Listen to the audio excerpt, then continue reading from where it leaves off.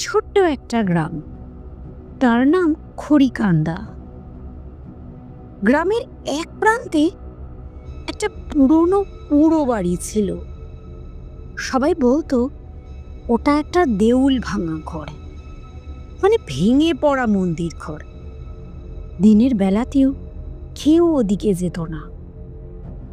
একদিন সন্ধ্যার ঠিক আগে গ্রামে কিশোর দীপু সাহস করে বন্ধুর সাথে সেখানে ঢুকল। বন্ধুরা অনেক বারণ করলেও দীপু বলল, ভূত টুত কিছু নেই, সবই গুজব। তারা ঘরের ভেতরে ঢুকতেই একটা ঠান্ডা বাতাস তাদের গায়ে লাগলো। হঠাৎই দরজা বন্ধ হয়ে গেল। দীপু হাঁক দিল, কে ওখানে? জবাব এলো, কিন্তু মানুষের গলায় না।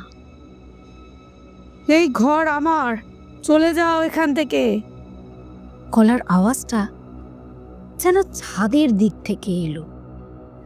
বন্ধুটি এক দৌড়ে পালিয়ে গেল, কিন্তু দীপু ভয় না পেয়ে মোবাইলের আলো জ্বালালো। আলো ফেলতেই ছাদের কোনায় দেখা গেল একটা সাদা কাপড়ে মোড়া অবয়ব, চোখ দুটো লাল টকটকে।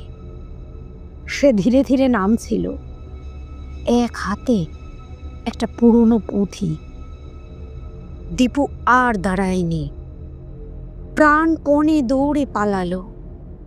পরদিন গ্রামের লোকজন সেখানে গেলে পায় একটা পুরনো পুঁথি খোলা অবস্থায় মাটিতে পড়ে আছে, আর ঘরের মাঝখানে চক দিয়ে লেখা, আমার কাহিনী এখনো শেষ হয়নি।